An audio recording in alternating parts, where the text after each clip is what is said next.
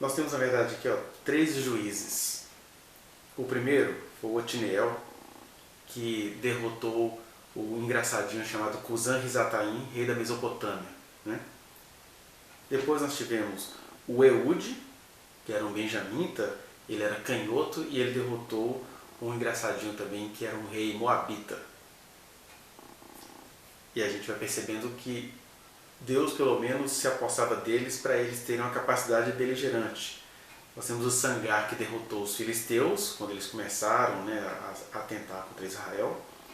Depois nós temos Débora e Baraque, né, que juntos derrotaram um engraçadinho do meio deles, um rei cananeu chamado Jabim, cujo comandante Císara foi morto pelas mãos de uma mulher chamada Jael.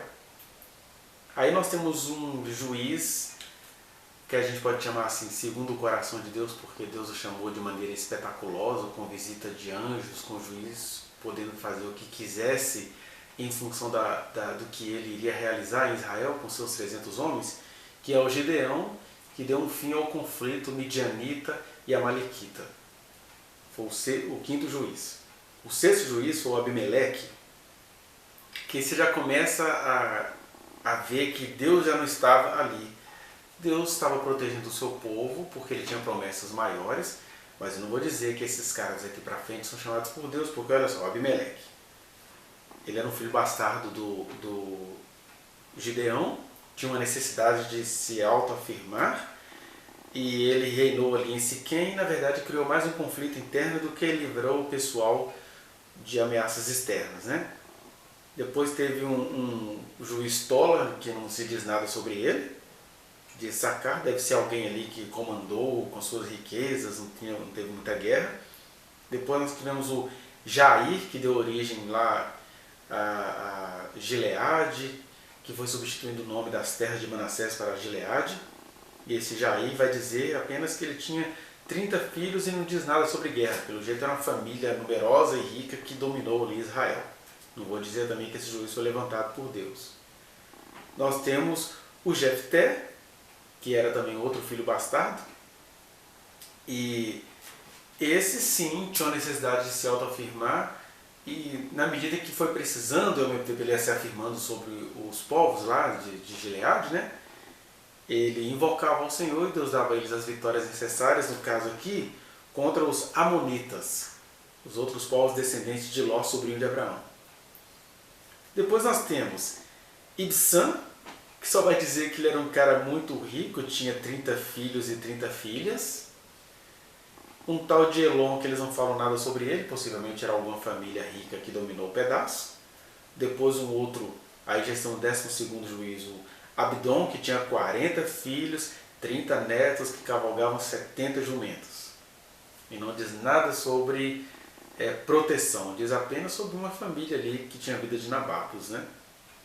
E o último juiz relatado no livro dos juízes foi o Sansão, que então nós temos aí o Gideão e o Sansão, dois juízes cheios do Espírito Santo. Um não soube muito o que fazer com isso, morreu velho, farto de dias, muitas mulheres e filhos, e acabou gerando aí o Abimeleque, fora daqueles 70 filhos. E o Sansão, que Deus cuidou dele antes dele ser fecundado na mãe dele, com histórias maravilhosas. Deus levantou um indivíduo para apavorar e aterrorizar um bando de filisteus que eram tecnologicamente mais desenvolvidos do que Israel. E o Sansão, que foi essa mensagem, não conseguiu amar essa mensagem, ele acabou cometendo um suicídio altruísta, fazendo o templo cair sobre ele e cerca de 3.000 filisteus. Né? Aí Sansão morreu, para-se a narrativa dos juízes, essas narrativas não são cronológicas, né? Aí eles vão mostrando os incidentes. Um tal de Mica constrói uma casa de ídolos e contrata para si Jonatas, neto de Moisés, para ser seu sacerdote. O que isso tem a ver com Deus, né? Os danitas, eles conquistam seu território, eles saem da beira ali do mar Mediterrâneo, né, meio que fugindo da opressão dos filisteus, e vão lá ao norte de Naftali, e lá se instituem de maneira covarde. Eles vão lá em Laís, acabam com toda uma cidade e querem entender que Deus deu aquela terra para eles, e eles acabaram foi sumindo mesmo. fazem isso com os ídolos que eles roubaram de Mica. Deus não tem nada a ver com isso, não é verdade? E por fim a gente tem todos os episódios que acontecem a partir de um levita que inventa de pegar uma concubina de volta. Um levita da região montanhosa de Efraim que pega uma concubina que morava em Belém da Judéia. E aí essa menina, né, essa concubina, ela é covardemente estuprada e Israel vai fazer o quê? Vai resolver o problema de um estupro, de uma molestação hedionda com outras questões hediondas. Eles saem matando tudo. Uma briga entre as demais tribos e Benjamim. E o livro termina de maneira até patética com os benjamitas sem mulheres, né? Conforme vimos no vídeo anterior. Isso para você entender que o livro é dos juízes, o livro é bíblico, as histórias são israelitas. De qualquer forma, a maneira como o livro se desfecha, né? Porque é aqui que a gente precisa compreender que a Bíblia é a palavra de Deus, mas ela não é Deus. A gente tem essas memórias históricas, mas elas estão falando mais de como que os homens e mulheres agem com cegueiras e com mediocridades em relação à graça infinita do Senhor. Porque eternamente o que vai continuar valendo?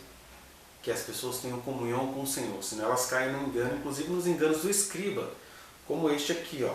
Vá no link que está aqui na descrição e acesse a reflexão na íntegra. Não se esqueça de dar o like nesse trechinho de vídeo, compartilhá-lo e se inscrever neste canal, apertar o sininho para você receber as notificações. Muito obrigado!